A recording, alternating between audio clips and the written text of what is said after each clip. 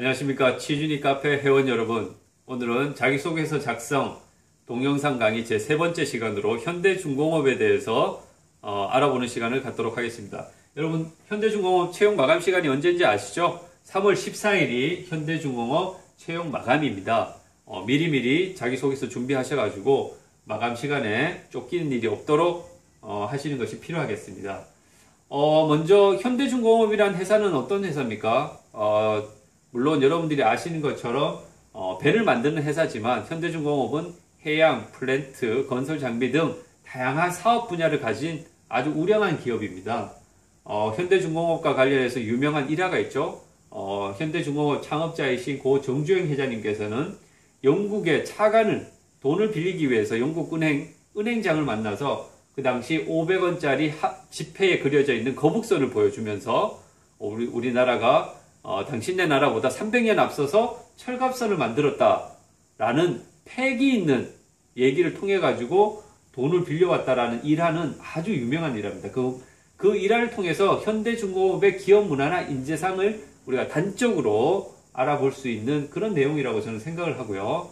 이제 현대중공업 자소서 항목에 대해서 한번 살펴보도록 하겠습니다. 현대중공업 자소서 항목은 그렇게 복잡하지 않습니다. 크게 이제 세 가지 항목으로 나눠져 있는데요. 첫 번째 항목은 자기소개서, 중요사항을 중심으로 작성하라고 되어 있고요. 두 번째는 주요 경력을 세부 전공 중심으로 작성하라고 되어 있습니다. 마지막으로 세 번째 같은 경우에는 지원 동기를 작성하라고 되어 있습니다.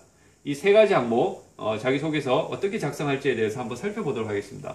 먼저 여러분들이 자기소개서 작성하실 때 먼저 고려하셔야 될 것은 뭐라고 제가 말씀을 드렸습니까? 먼저 전체 항목들이 서로 겹치는 부분이 없는지를 한번 살펴보는 것이 필요합니다.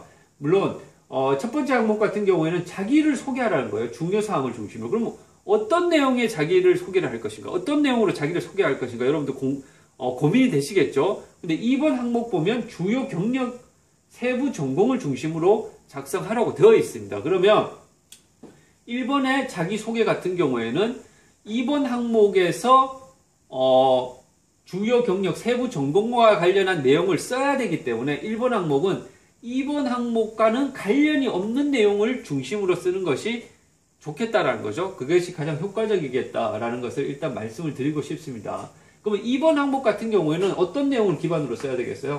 당연히 여러분들이 지원하는 직무에서 요구하는 역량 중심으로 작성하는 것이 중요하다라는 것을 말씀드리겠습니다. 이 직무 역량에는 직무 역량 중에서도 특히 여기서는 전공과 관련한 내용을 2번 항목에서는 쓰라고 했기 때문에 직무 역량 중에서도 특히 지식이나 스킬적인 측면에서 여러분들이 지원하는 직무에서 요구하는 역량을 어필하는 것이 필요하다라는 것을 말씀드리고 싶고요. 그러면 이런 직무 역량 중에서 지식 스킬과 관련이 없는 내용들을 자기소개 1번 항목에 쓰면 되겠다라는 거죠. 그래서 1번 항목 같은 경우에는 제가 봤을 때는 두 가지 정도의 포커스를 맞춰서 작성하시면 좋겠다는 건데 어떤 거냐면 첫 번째는 이 현대중공업의 인재상과 관련된 내용을 써주는 것도 하나의 방법이고요. 그 다음에 두 번째는 이 직무에서 요구하는 인성적인 역량과 관련된 내용을 써주는 것도 하나의 방법이겠죠. 그러면 이 인재상이나 직무 인성 역량을 어떤 스토리로 담아낼 것이냐? 제가 봤을 때는 인재상이나 직무 인성 역량 크게는 두 가지 스토리로 담아내는 것이 좋겠다고 저는 생각을 합니다. 첫 번째는 성장 과정을 통해서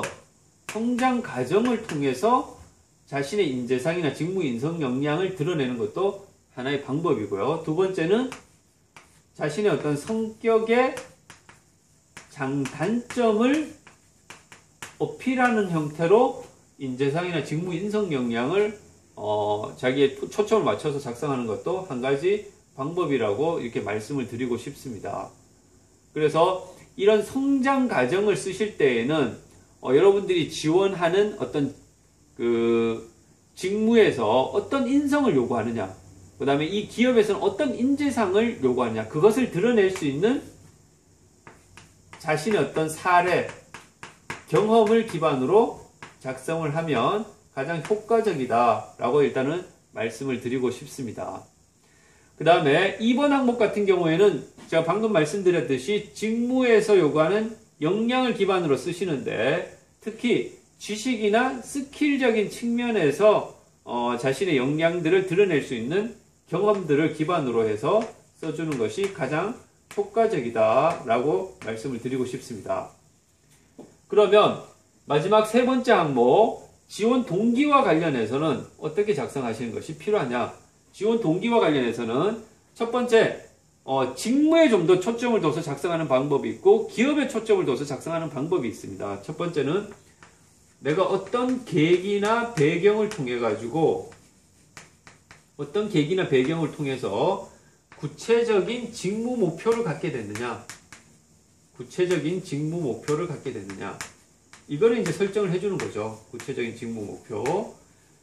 이 구체적인 직무 목표를 설정하는 것도 하나의 방법이고요. 어떤 계기를 통해서 내가 이 현대중공업이라는 기업에 관심을 갖게 됐느냐, 이거 기업에 대한 관심을 바로 보여주는 것도 한 가지 방법입니다.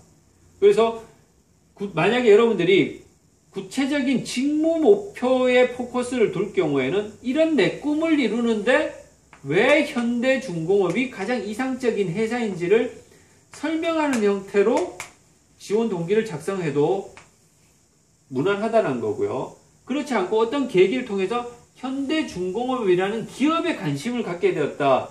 요 스토리를 잡을 경우에는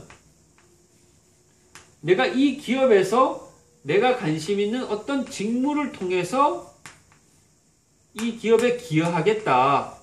요런 스토리로 작성하시는 것도 하나의 방법이라는 거죠.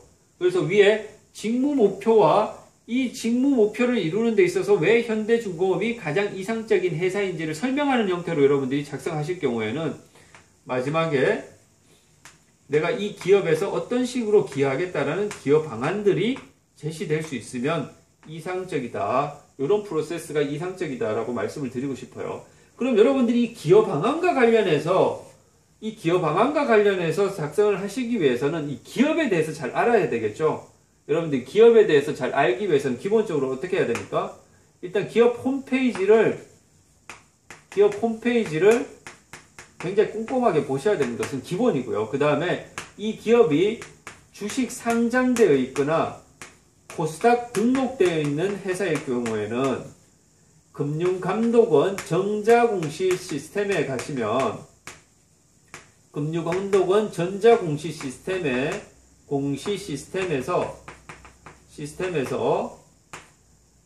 분기보고서라고 있습니다. 분기보고서의 사업 내용 부분들을 꼭 확인해 보시고 여러분들이 작성하는 것이 좋습니다. 이 사업 내용을 읽어보시면 이 기업이 어떤 쪽 분야에 지금 주력을 하고 있고 영업 전략은 어떻고 기술 개발 현황은 어떤지 이런 내용들이 자세하게 언급되어 있으니까 반드시 참고해 보시는 것이 필요하고요. 여러분들이 기업 방안을 쓰시는데 도움이 많이 됩니다. 그 다음에 이 여러분들이 지원하는 기업이 속한 산업을 이해하는 것이 중요하겠죠. 산업. 그럼 이 산업을 어떻게 이해할 것이냐. 이 산업 관련해서 다양한 자료들이 올라오는 사이트들이 있어요. 예를 들어서 산업연구원이나 각종 기업들, 대기업의 경제연구소들 있죠. 삼성경제연구소나 LG경제연구소 이런 이제 민간 기업들 경제연구소라든가 이런 쪽에 가면 이런 사이트를 가면 이런 산업에 관련된 그 보고서나 레포트들이 올라오는 경우가 많이 있습니다. 이런 것도 여러분들이 참고를 해보시는 것도 필요하고요.